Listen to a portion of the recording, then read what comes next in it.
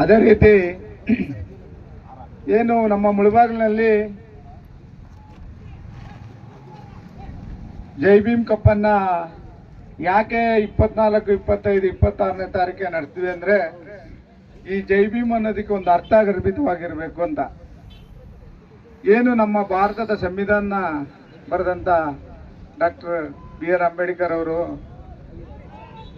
ದೇಶ ವಿದೇಶಗಳಲ್ಲೆಲ್ಲ ಸುತ್ತಿ ಎಲ್ಲ ದೇಶಗಳ ಒಂದು ಪ್ರಜಾಪ್ರಭುತ್ವವನ್ನ ಅಧ್ಯಯನ ಮಾಡಿ ನಮ್ಮ ಭಾರತ ದೇಶದ ಒಂದು ಸಂವಿಧಾನವನ್ನ ಬರೆದುಕೊಟ್ಟಂತ ಮಹಾನ್ ವ್ಯಕ್ತಿ ಡಾಕ್ಟರ್ BR ಅಂಬೇಡ್ಕರ್ ಅವರು.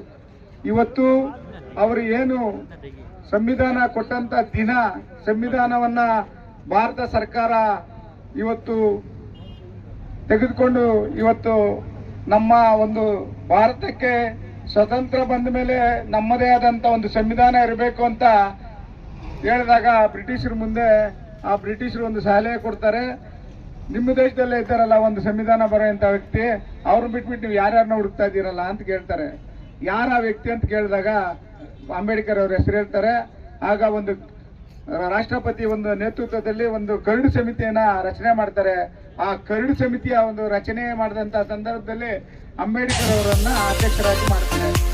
ಆ ಅಂಬೇಡ್ಕರ್ ಅವರ ಕರಡು ಸಮಿತಿಯ ಅಧ್ಯಕ್ಷರಾದ ಮೇಲೆ ದೇಶ ವಿದೇಶಗಳಲ್ಲೆಲ್ಲ ಸುತ್ತಿ ಎಲ್ಲ ದೇಶದ ಎಲ್ಲ ಒಂದು USA ಇರ್ಬೋದು, ಇದು ಇಂಗ್ಲೆಂಡ್ ಇರ್ಬೋದು, ಚೈನಾ ಇರ್ಬೋದು, ರಷ್ಯಾ ಇರ್ಬೋದು, ಫ್ರಾನ್ಸ್ ಇರ್ಬೋದು, ಇಟಲಿ ಇರ್ಬೋದು, ಎಲ್ಲ ದೇಶಗಳನ್ನ ಸುತ್ತಿ ಆ ದೇಶದ ಒಂದು ಸಂವಿಧಾನವನ್ನ ಅಧ್ಯಯನ ಮಾಡಿ ಈ ಭಾರತ ಸಂವಿಧಾನವನ್ನ ಬರೆದಂತ ಅಂಬೇಡ್ಕರ್ ಅವರು ಈ ಸಂವಿಧಾನದಲ್ಲಿ ಏನು ಈ ಫಂಡಮೆಂಟಲ್ ರೈಟ್ಸ್ ಇದೆ ಅದನ್ನ ಸರ್ವಧರ್ಮ ಸಮಾನತೆಯಿಂದ ಕಾಣಿ ಈ ಸಂವಿಧಾನವನ್ನು ರಚನೆ ಮಾಡಿದ್ದಾರೆ.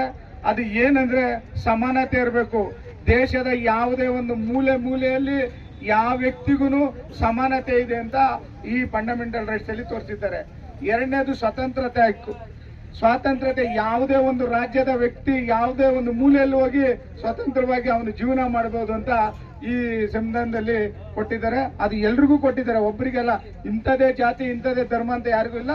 ಎಲ್ಲ ಸರ್ವಧರ್ಮ ಸಮಾನತೆ. ಮುಸ್ಲಿಂ ಆಗಿರ್ಬೋದು, ಕ್ರಿಶ್ಚಿಯನ್ ಆಗಿರ್ಬೋದು, ಬೌದ್ಧರಾಗಿರ್ಬೋದು, ಪಾರ್ಸಿಗಳಾಗಿರ್ಬೋದು, ಹಿಂದೂಗಳಾಗಿರ್ಬೋದು, ಯಾವುದೇ ಒಂದು ಜಾತಿ ಆಗಿರ್ಬೋದು, ಆ ಕೆಳ ಜಾತಿಯಿಂದ ಮೇಲ್ಜಾತಿಯವರೆಗೂ ಅವ್ರು ಯಾವುದೇ ಒಂದು ಇದರಲ್ಲಿ ಅವ್ರು ಯಾವುದೇ ಸ್ವತಂತ್ರಕ್ಕೆ ಧಕ್ಕೆ ಬಂದ್ರೆ ಅದನ್ನ ಶೋಷಣೆ ಆದ್ರೆ ಅದನ್ನ ವಿರೋಧ ಮಾಡೋ ಹಕ್ಕು ಕೂಡ ಕೊಟ್ಟಿದ್ದಾರೆ. ಅದೇ ರೀತಿ ಶಾಸಕಾಂಗದ ಹಕ್ಕು ಕೊಟ್ಟಿದ್ದಾರೆ, ನ್ಯಾಯಾಂಗದ ಹಕ್ಕು ಕೊಟ್ಟಿದ್ದಾರೆ. ಲಾಸ್ಟ್ಗೆ ನ್ಯಾಯಾಂಗ ಯಾವುದೇ ಒಂದು ತಪ್ಪನ್ನ ಮಾಡಿದ್ರು ಸರಿ ಸಮಾನತೆಯಿಂದ ಕಾಣುವಂತ ಹಕ್ಕನ್ನ ಅದು ನಮ್ಮ ದೇಶದಲ್ಲಿ ದೇಶದಲ್ಲಿ ಇದೆ ಅಂದ್ರೆ ಅದು ನಮ್ಮ ದೇಶದಲ್ಲಿ ಮಾತ್ರ. ಯಾಕಂದ್ರೆ ಇಡೀ ಪ್ರಪಂಚದಲ್ಲೇ ಯಾವುದನ್ನ ಒಂದು ಸಂವಿಧಾನ ಬಲಿಷ್ಠವಾಗಿದೆ ಅಂದ್ರೆ ಅದು ಭಾರತದ ಸಂವಿಧಾನ, ಡಾಕ್ಟರ್ BR ಅಂಬೇಡ್ಕರ್ ಕೊಟ್ಟಂತ ಸಂವಿಧಾನ ಅಂತ ನಾವು ಹೇಳೋದಕ್ಕೆ ಬಹಳ ಹೆಮ್ಮೆ ಆಗ್ತದೆ.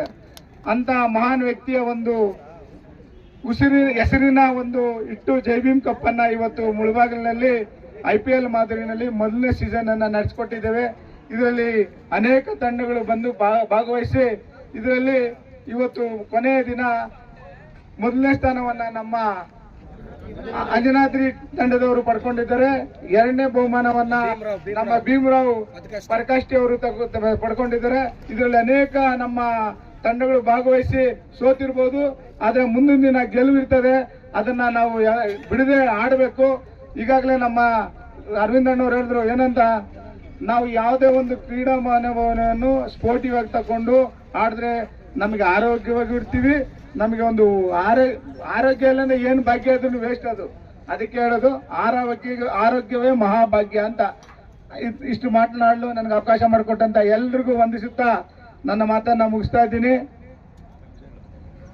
ಇವತ್ತು ನಮ್ಮ ಅರವಿಂದ್ ಅಣ್ಣವ್ರು ಹೇಳ್ದಂಗೆ ಮುಂದಿನ ದಿನ ನಮ್ಮ ಮುಳಬಾಗಿಲಲ್ಲಿ ಒಂದು ಅಂತಾರಾಷ್ಟ್ರೀಯ ಮಟ್ಟದ ಒಂದು ಕಬಡ್ಡಿಯನ್ನ ಪ್ರೋ ಕಬಡ್ಡಿ ಮಾದರಿಯಲ್ಲಿ ನಡೆಸಬೇಕು ಅಂತ ಹೇಳಿದ್ದಾರೆ. ಖಂಡಿತವಾಗ್ಲೂ ನ್ಯಾಷನಲ್ ಲೆವೆಲ್ ಕಬಡ್ಡಿಯನ್ನ ನಾವು ಇಲ್ಲಿ ನಡೆಸೋದಿಕ್ಕೆ ಪ್ರೋ ಕಬಡ್ಡಿ ಮಾದರಿನಲ್ಲಿ ಫೆಟ್ಲೈಟು ಮತ್ತೆ ಮ್ಯಾಟ್ ಹಾಕಿ ಮಾಡ್ತೀವಿ. ಎಲ್ಲ ಒಂದು ನನಗೆ ಎಲ್ಲ ಬೆಂಬಲ ಕೊಟ್ಟಂತ ಎಲ್ರಿಗೂ ಇದು ನಡೆಸೋದಕ್ಕೆ ಬೆಂಬಲ ಕೊಡುವಂತ ಎಲ್ರಿಗೂ ವಂದಿಸ್ತಾ ಒಂದ್ಸರಿ ನಾವು ಚರ್ಚೆ ಮಾಡಿ ಎಲ್ಲಾನು ಕುತ್ಕೊಂಡು ಯಾವ ರೀತಿ ಮಾಡ್ಬೇಕಂತ ಪ್ಲಾನ್ ಮಾಡಿ 100% ಮಾಡ್ಕೊಡ್ತೀನಿ ಅಂತ ಈ ಸಂದರ್ಭದಲ್ಲಿ ಹೇಳ್ತೀನಿ.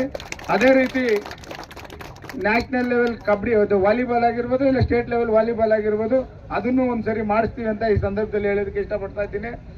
ನನಗೆ ಈ ಒಂದು ಅವಕಾಶ ಮಾತನಾಡಲು ಅವಕಾಶ ಮಾಡಿಕೊಟ್ಟಂತ ಎಲ್ಲ ನಮ್ಮ ಮುಳುಬಾಗಿಲು ಜನತೆಗೂ ಹಾಗೂ ನಮ್ಮ ವೇದಿಕೆ ಮೇಲೆ ಇರ್ತಕ್ಕಂಥ ಎಲ್ಲ ನಾಯಕರಿಗೂ ವಂದಿಸುತ್ತಾ ನನ್ನ ಮಾತನ್ನ ಮುಗಿಸ್ತಾ ಇದ್ದೀನಿ. ಜೈ ಹಿಂದ್, ಜೈ ಭಾರತ್ ಮಾತಾ.